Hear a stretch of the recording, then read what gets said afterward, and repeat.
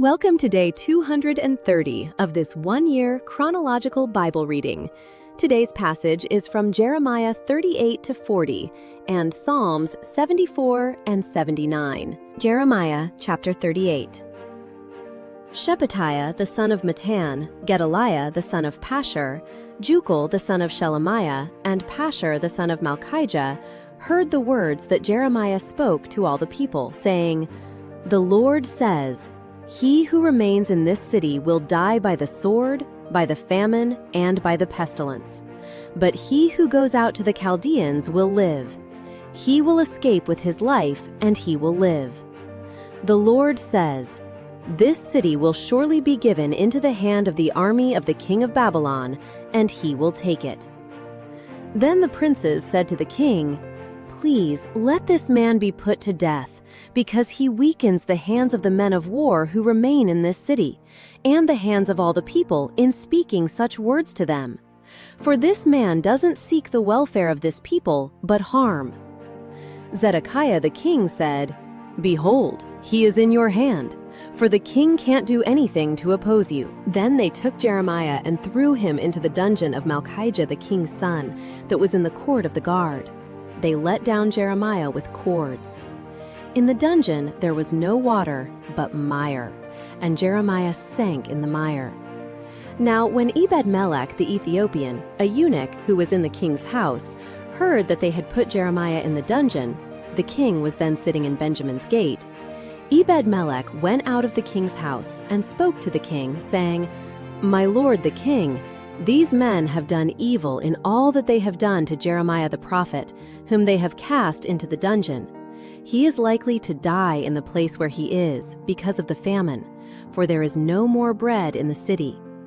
Then the king commanded Ebed-melech the Ethiopian, saying, "Take from here 30 men with you, and take up Jeremiah the prophet out of the dungeon before he dies." So Ebed-melech took the men with him, and went into the house of the king under the treasury, and took from there rags and worn-out garments, and let them down by cords into the dungeon to Jeremiah.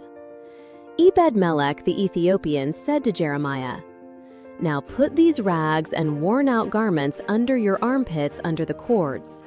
Jeremiah did so. So they lifted Jeremiah up with the cords and took him up out of the dungeon, and Jeremiah remained in the court of the guard. Then Zedekiah the king sent and took Jeremiah the prophet to himself into the third entry that is in the Lord's house. Then the king said to Jeremiah, "I will ask you something. Hide nothing from me." Then Jeremiah said to Zedekiah, "If I declare it to you, will you not surely put me to death?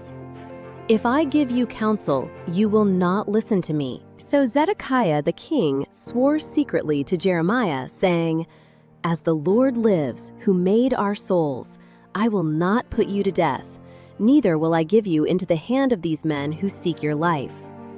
Then Jeremiah said to Zedekiah, "The Lord, the God of armies, the God of Israel, says, If you will go out to the king of Babylon's princes, then your soul will live, and this city will not be burned with fire. You will live along with your house. But if you will not go out to the king of Babylon's princes, then this city will be given into the hand of the Chaldeans, and they will burn it with fire, and you won't escape out of their hand." Zedekiah the king said to Jeremiah, "I am afraid of the Jews who have defected to the Chaldeans, lest they deliver me into their hand and they mock me." But Jeremiah said, "They won't deliver you.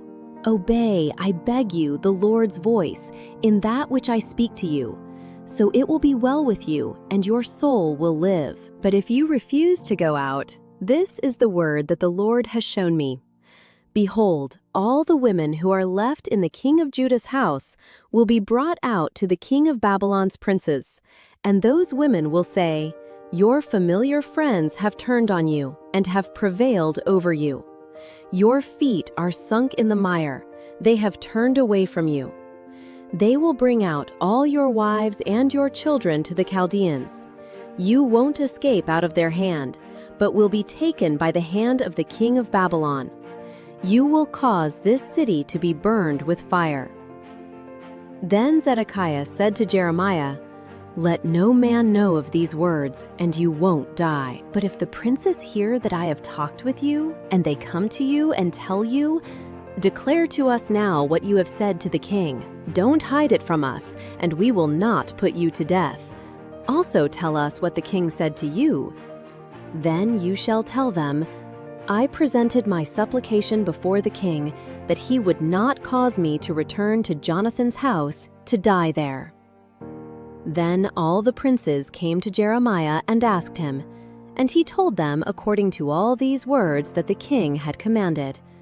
So they stopped speaking with him, for the matter was not perceived. So Jeremiah stayed in the court of the guard until the day that Jerusalem was taken. Jeremiah chapter 39. In the 9th year of Zedekiah, king of Judah, in the 10th month, Nebuchadnezzar, king of Babylon, and all his army came against Jerusalem and besieged it. In the 11th year of Zedekiah, in the 4th month, the 9th day of the month, a breach was made in the city. All the princes of the king of Babylon came in and sat in the middle gate: Nergal-Sharezer, Samgar-Nebo, Sarsechim the Rabsaris, Nergal-Sharezer the Rabmag, with all the rest of the princes of the king of Babylon. When Zedekiah the king of Judah and all the men of war saw them, then they fled and went out of the city by night, by the way of the king's garden, through the gate between the two walls, and he went out toward the Arabah. But the army of the Chaldeans pursued them, and overtook Zedekiah in the plains of Jericho. When they had taken him, they brought him up to Nebuchadnezzar king of Babylon to Riblah in the land of Hamath, and he pronounced judgment on him. Then the king of Babylon killed Zedekiah's sons in Riblah before his eyes. The king of Babylon also killed all the nobles of Judah. Moreover, he put out Zedekiah's eyes and bound him in fetters to carry him to Babylon.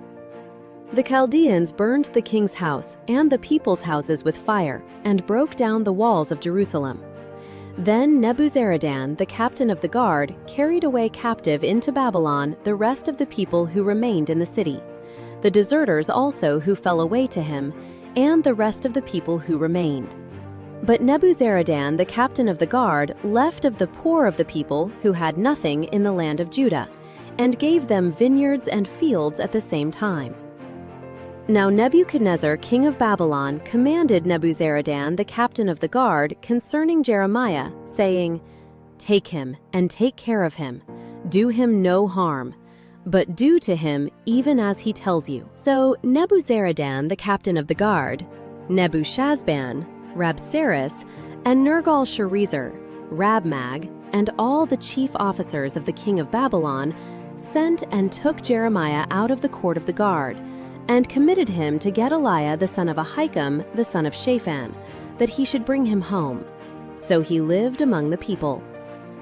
Now the Lord's word came to Jeremiah while he was shut up in the court of the guard, saying, "Go and speak to Ebed-Melech the Ethiopian, saying, 'The Lord of armies, the God of Israel, says, Behold, I will bring my words on this city for evil and not for good, and they will be accomplished before you in that day.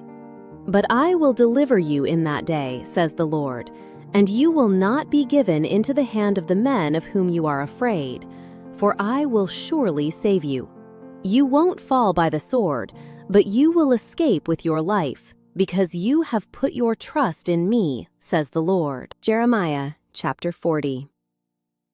The word which came to Jeremiah from the Lord, after Nebuzaradan, the captain of the guard, had let him go from Ramah, when he had taken him, being bound in chains, among all the captives of Jerusalem and Judah, who were carried away captive to Babylon.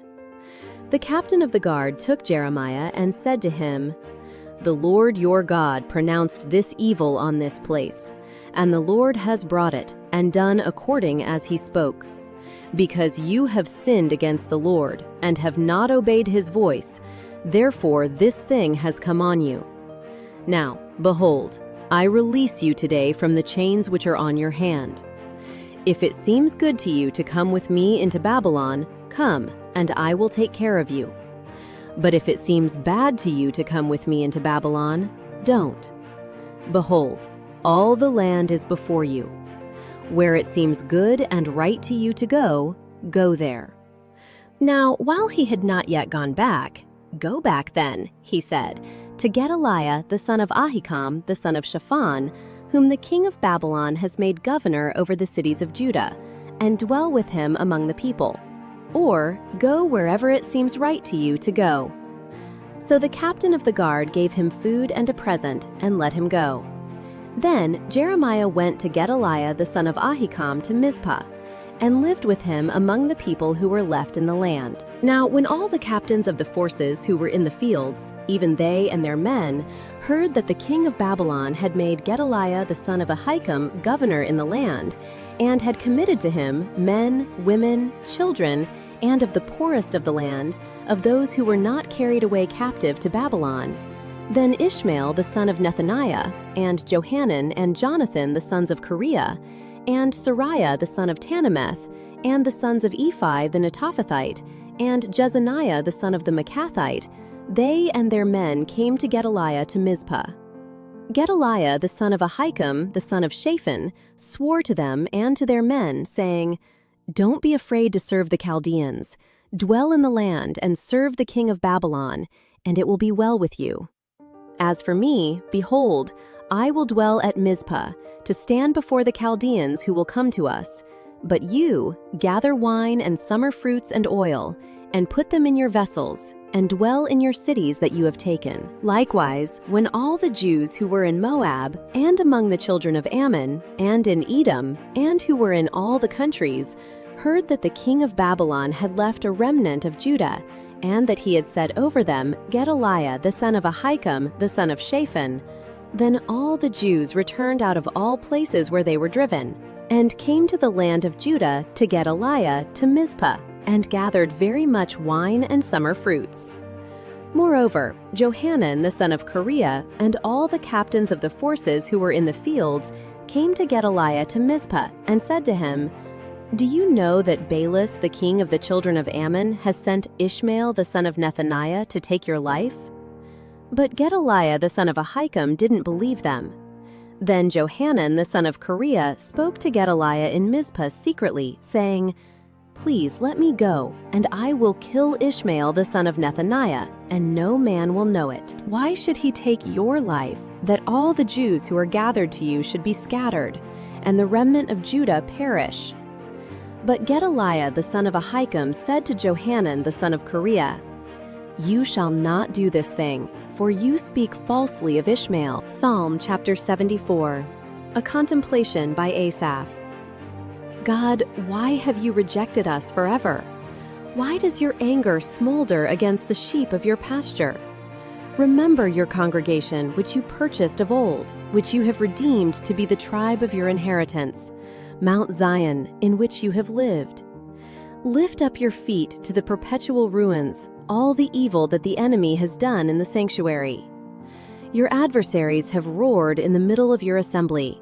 They have set up their standards as signs. They behaved like men wielding axes, cutting through a thicket of trees. Now they break all its carved work down with hatchet and hammers. They have burned your sanctuary to the ground. They have profaned the dwelling place of your name. They said in their heart, "We will crush them completely." They have burned up all the places in the land where God was worshipped. We see no miraculous signs. There is no longer any prophet, neither is there among us anyone who knows how long. How long, God, shall the adversary reproach? Shall the enemy blaspheme your name forever? Why do you draw back your hand, even your right hand? Take it from your chest and consume them. Yet God is my king of old, working salvation throughout the earth. You divided the sea by your strength. You broke the heads of the sea monsters in the waters.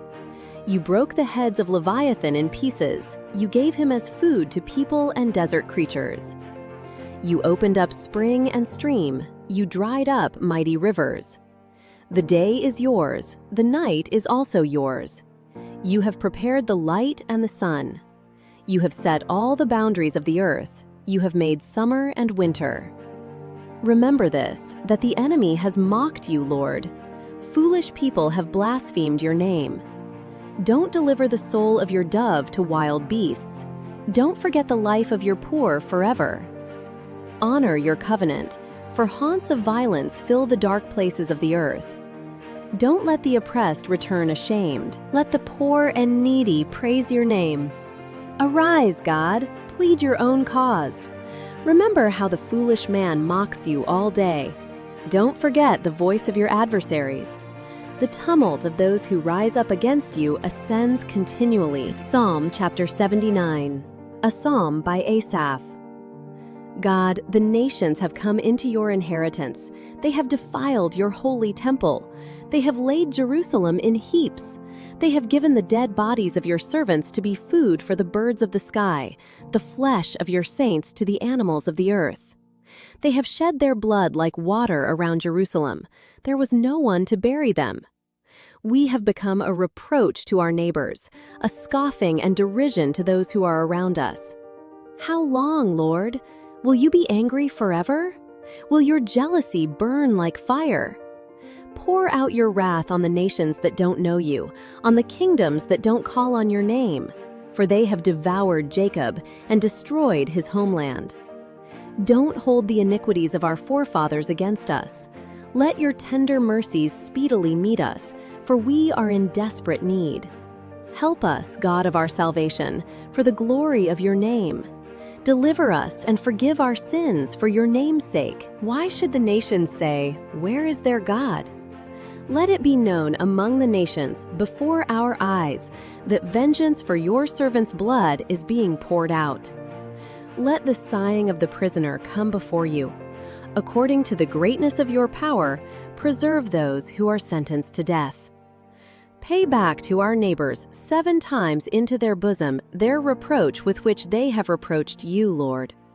So we, your people and sheep of your pasture, will give you thanks forever. We will praise you forever to all generations. Thank you for joining. If you have been blessed by this, please like, subscribe, and share this joy with others. God bless.